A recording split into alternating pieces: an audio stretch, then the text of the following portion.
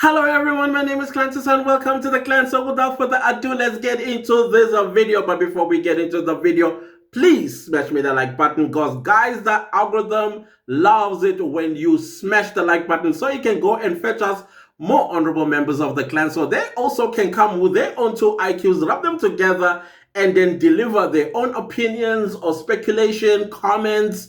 Because on this channel, we are not lawyers, we are not judges, we are not experts. We are just ordinary South Africans with grey matter, and we utilize that to the full.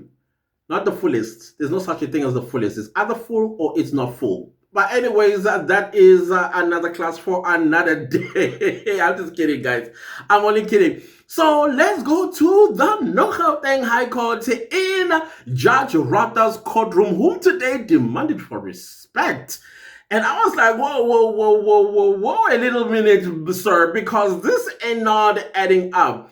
So it was quite interesting this morning when the court opened with Advocate Mngomezulu, with Advocate Mngomezulu basically standing up to let the court know that Mr. Mngomezulu will not be attending court today because he is sick. He's not feeling well. Whoa, did that not open the floodgates of hell? Because the judge showed irritation and he was reminding the court that the last time he did the very same thing and I was called out for being wrong when I was right.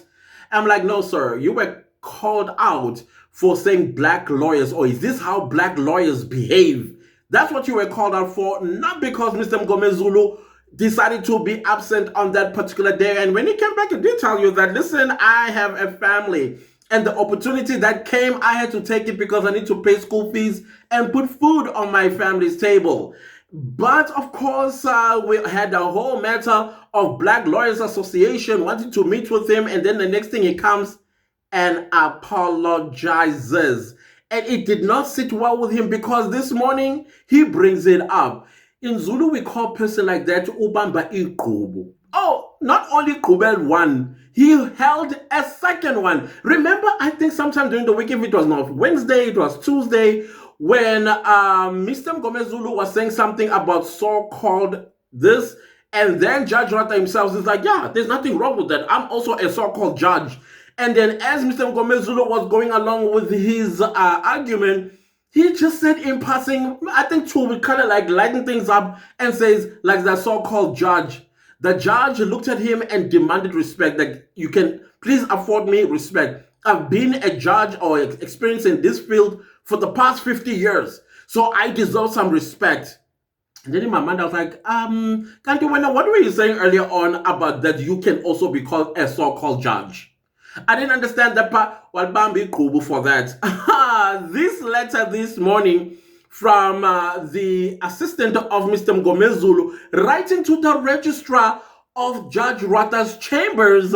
He got the opportunity to burp out his grudge that he has held against Mr. Mngomezulu since he did not call him the so-called judge.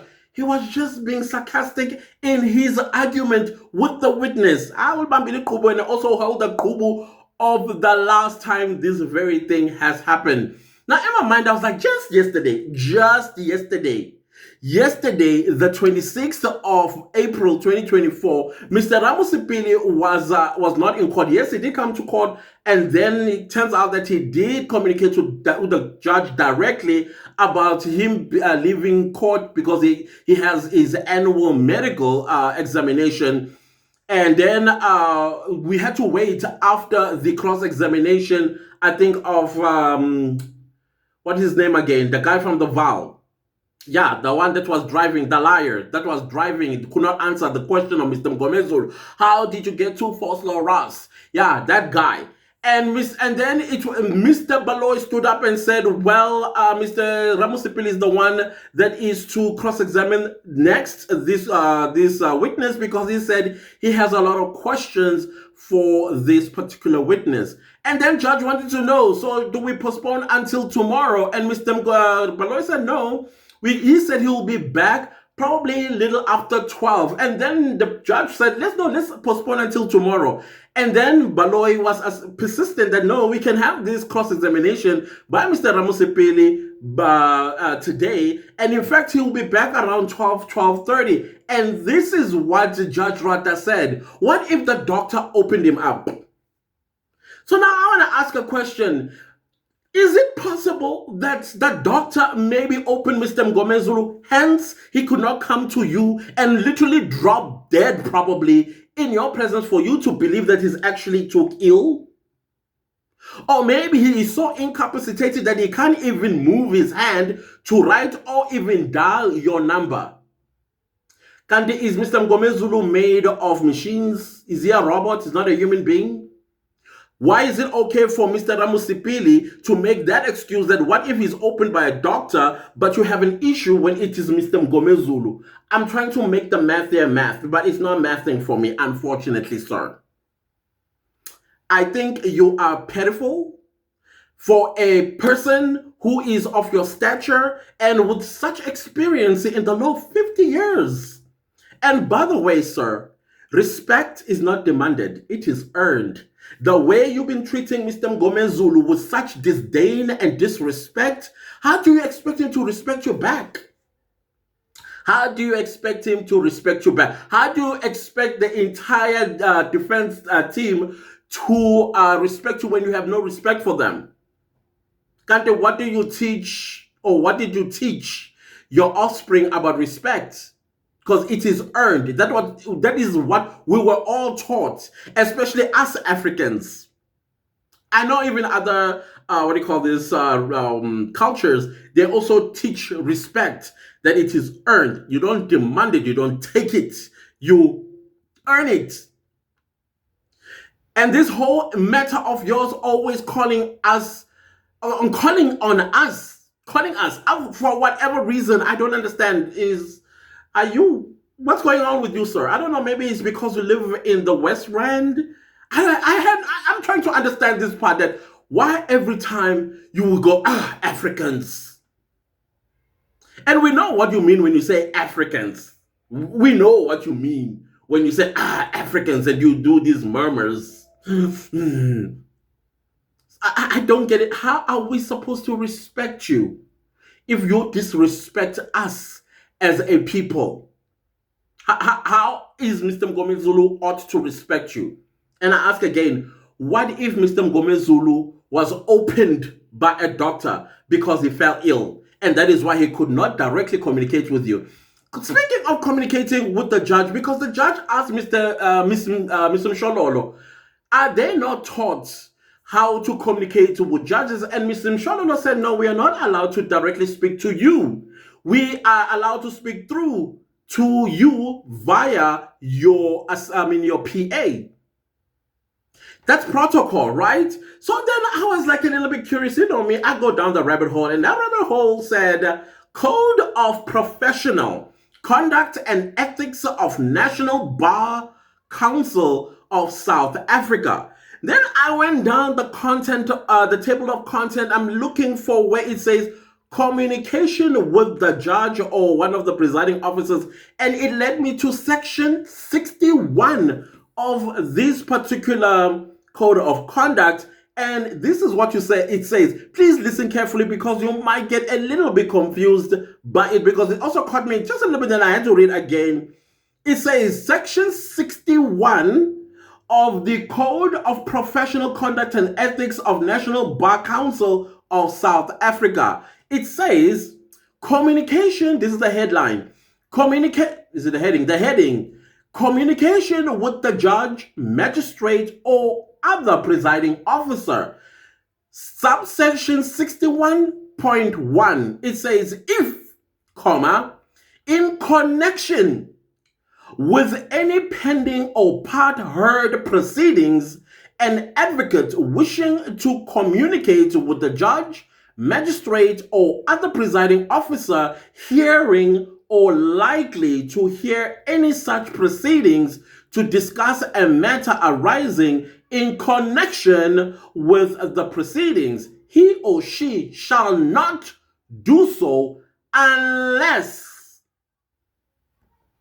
I will leave it there.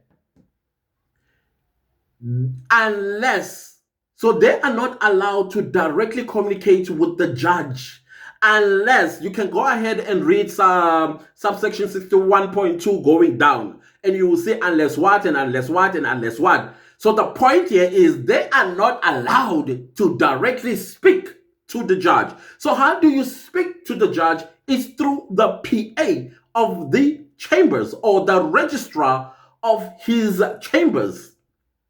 So did Mr. Mngomezulu do wrong here? No, he didn't.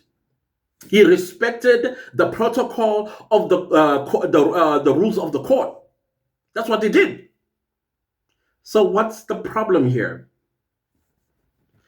Isn't easy, as you say. I know once again what you are hitting at. I know what you are hitting at, sir.